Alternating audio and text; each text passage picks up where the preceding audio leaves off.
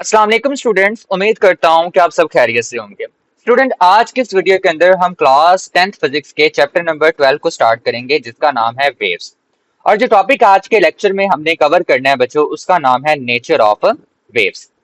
अब बच्चों, अगर मैं वेव्स का नाम लूं तो आपके दिमाग में सबसे पहले चीज क्या आती है? आपके दिमाग में आएगा लहर। लहर क्या चीज? पानी में बनने वाली लहरें, ठीक है। पानी में लहरें बनती है ना, ठीक है, वो वाली जिन्हें वाटर वेव्स कहा जाता है। बच्चों, आपके पास जो वेव्स हैं वो सिर्फ पानी के अंदर नहीं बनती, बल्कि इसके अलावा भी कई जगहों पे आपके पास आपके इर्द गिर्द वेव्स बन रही होती हैं।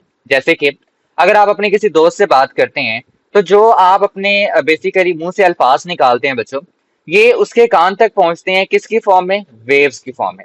उन्हें नाम देते हैं बच्चों हम साउंड वेव्स का। आप साउंड वेव्स के ऊपर पूरा एक चैप्टर पढ़ेंगे। आपके इस चैप्टर के बाद जो चैप्टर है वो साउंड वेव्स के ऊपर है टोटली, ठीक है। इसके अलावा आप जो मोबाइल फोन इस्तेमाल करते हैं, लैपटॉप इस्तेमाल करते हैं, उस पर जो इंटरनेट यूज करते हैं, तो आप जो है वो बेसिकली इंटरनेट तो यूज कर रहे होते हैं। आपको पता है कि वो इंटरनेट कैसे चलता है? आपका मोबाइल सिग्नल रिसीव करते हैं। वो जो सिग्नल होते हैं बच्चों, वो भी किसकी फॉर्म में होते हैं? वेव्स की फॉर्म में होते हैं, ठीक है। तो चलिए हम वेव्स के फिनोमिना को डिटेल में डिस्कस करते हैं कि वेव्स होती क्या हैं, इनकी प्रॉपर्टीज क्या होती हैं, और ये सारी चीजें बच्चों हम क्या करेंगे इस चैप्टर के अंदर डिस्कस करेंगे। तो सबसे पहले हम वेव की बेसिक डेफिनेशन से स्टार्ट करते हैं। A wave is a disturbance. Wave हमारे पास एक खलल है। उर्दू में डिस्टर्बेंस को आप कहेंगे खलल, ठीक है। वेव आपके पास एक ऐसी खलल है that transfer energy from one place to another, जो कि क्या करती है? एनर्जी को एक जगह से दूसरी जगह ट्रांसफर करती है विदाउट ट्रांसफरिंग मैटर, मैटर को ट्रांसफर किए बगैर। फॉर एग्जाम्पल कि अगर आपके पास एक वेव जो है वो हवा के थ्रू जो है वो ट्रेवल कर रही है, किसके जरिए ट्रेवल कर रही है? हवा के जरिए। तो वो ये कहना चाह रहा है कि जब वेव एक जगह से दूसरी जगह जाती है तो हवा इस वेव के साथ इस पॉइंट ए से पॉइंट बी तक नहीं जाती। कौन सी चीज यहां से यहां तक जाएगी? वो सिर्फ क्या जाएगी? उस वेव की एनर्जी जाएगी। चलें, ये कैसे होता है इसको आगे चल के हम देखते हैं। इस चीज को समझने के लिए हम क्या करते हैं बच्चों? एक एनालॉजी का इस्तेमाल करते हैं। आजकल आप लोगों ने या एक ट्रेंड था एक टाइम पे कि लोग जो है ना वो स्टेडियम के अंदर मैक्सिकन वेव बनाते थे, जो आपको स्क्रीन पे नजर आ रही होगी। अब इस मैक्सिकन वेव में आप देखें तो आप देखेंगे कि कुछ लोग जो हैं वो खड़े होते हैं, अपने हाथों को ऊपर करते हैं और बैठ जाते हैं, और उनसे जो आगे वाले लोग होते हैं देन वो खड़े होते हैं, अपने हाथों को ऊपर करते हैं और वो भी बैठ जाते हैं। और ये सिलसिला इस तरह से पूरे स्टेडियम के अंदर क्या करता है? राउंड एंड राउंड चलता रहता है। बच्चों, ये जो आपके पास काम कर रहे हैं, इसमें मुझे बताएं कि क्या वो जो शख्स है जो पहले खड़ा होगा, क्या उसने अपनी सीट छोड़ के किसी दूसरे की सीट पे गया?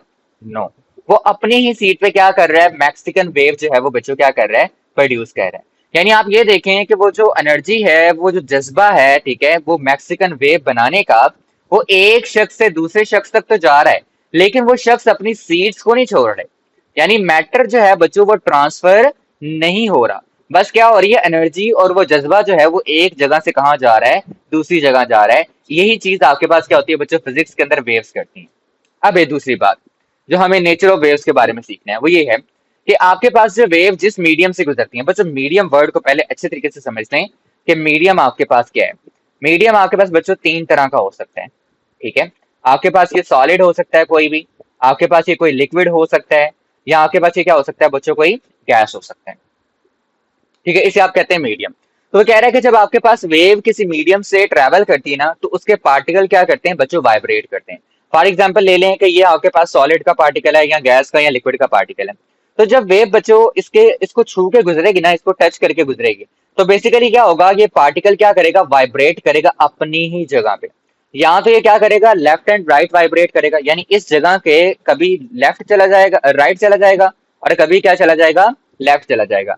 या फिर ये कर सकता है कि इसी जगह के क्या करेगा? या तो वो ऊपर की तरफ चला जाएगा या फिर कहाँ जाएगा?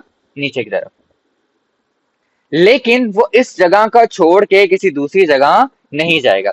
इसी चीज को आप मैक्सिकन वेव में भी देख सकते हैं कि आप देख रहे हैं कि वो जो शख्स है, ठीक है, जो वेव बनाने के लिए खड़ा होता है, ठीक है, उठता है ऊपर की तरफ और दोबारा क्या करता है? नीचे बैठ जाता है। यानी वो भी क्या करता है बच्चों? वेव को जनरेट करने के लिए अप एंड डाउन मोशन करता है, वाइब्रेट करता है, ठीक है। तो देखें, as wave travel through a medium, जैसे वेव आपके पास किसी मीडियम से गुजरती है, they cause the particle to vibrate, ठीक है। वो क्या करती है? उसके पार्टिकल को क्या करवाती है बच्चों? वाइब्रेट करवाती है। ऊपर नीचे हरकत करवाएगी या फिर कहाँ करवाएगी? आगे पीछे करवाएगी। आगे चल के हम देखेंगे भी, हमें पता चलेगा कैसे मॉलिक्यूल्स हैं वो क्या करते हैं? वाइब्रेट करते हैं। नेक्स्ट दूसरा पॉइंट जो आपने याद रखना है बच्चों, energy transfer from one particle to another, ठीक है। आपके पास पार्टिकल जो है ना, वो अपनी जगह छोड़ के कहीं आगे नहीं जाता, वो सिर्फ अपनी ही जगह पे क्या करता है, वाइब्रेट करता है। लेकिन वो क्या करता है, अपनी एनर्जी जो है वो आगे वाले पार्टिकल को क्या कर देता है, मुंतकिल कर देता है। ठीक है, इधर से एनर्जी कहाँ जाएगी, आगे वाले पार्टिकल से, और इधर से जाएगी कहाँ पर, उससे आगे वाले से, इससे जाएगी उससे आगे वाले पे। ठीक है, यानी आपके पास एनर्जी एक पार्टिकल से बच्चों कहाँ जाती जाती है, दूसरे पार्टिकल तक जाती है। ठीक है, उसके बाद वो क्या कह रहा है, दी particle do not move with wave.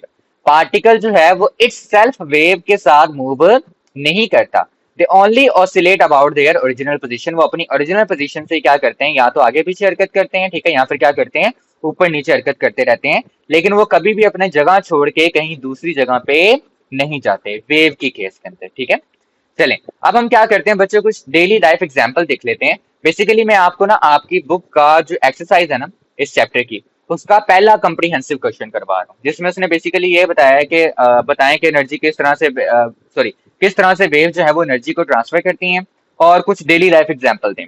तो इसलिए मैंने क्या किया है कि उसके मुताबिक आपका जो ये है ना पोर्शन ये तैयार किया है। तो चलिए हम कुछ एग्जाम्पल को देखते हैं। सबसे पहले हम एग्जाम्पल देख लेते हैं बच्चों गिटार स्ट्रिंग की। अब बच्चों आप में से किसी के पास गिटार तो जरूर होगा, और जब आप गिटार को बजाते हैं तो आपको पता है आप क्या करते हैं, ठीक है, आप अपने हाथों को मारते हैं, ठीक है, इन स्ट्रिंग्स के ऊपर, मतलब पैटर्न के साथ, जो बजाना जानते हैं उनको पता है। तो आप क्या करते हैं कि इसकी स्ट्रिंग को प्लग करते हैं, ठीक है।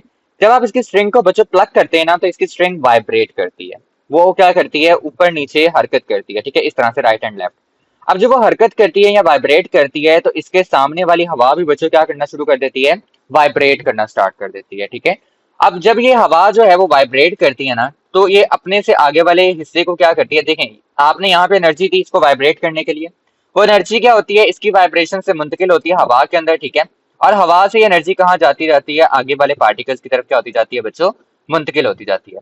और जैसे ही आगे आगे मुंतकिल होती जाती है, आगे आने वाली हवा भी क्या करती जाती है बच्चों, वाइब्रेट करती जाती है। और इस तरह से ये सिलसिला चलता जाता है जब तक कि वो किसी सुनने वाले के कान तक ना पहुंचे। तो जैसे ही वो सुनने वाले के कान तक पहुंचती है, ठीक है, तो उससे पता चलता है कि कोई जो है वो क्या कर रहा है, गिटार बजा रहा है। अब बच्चों ये बात समझना बहुत ज्यादा जरूरी है, वो ये है कि जब आपके पास ये गिटार वाइब्रेट करता है और इसकी वाइब्रेशन से करीब मौजूद हवा के पार्टिकल वाइब्रेट करते हैं, तो ये जो हवा के पार्टिकल्स हैं ये इट्स सेल्फ जो है वो यहाँ से मूव करके आपके कान तक नहीं जाते। सिर्फ क्या चीज आपके कान तक आती है बच्चों, वो है साउंड एनर्जी, जो गिटार से होती हुई कहां तक आ रही है बच्चों, आपके कान तक आ रही है। तो देखिए आपकी बुक जो है आपको इसी चीज की एक्सप्लेनेशन देगी।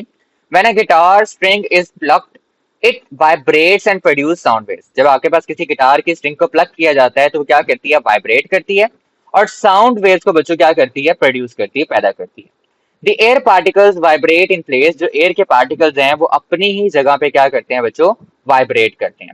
And pass energy from one particle to the next. और एक पार्टिकल से एनर्जी कहाँ पहुंचाते हैं, अगले पार्टिकल तक बच्चों पहुंचा देते हैं।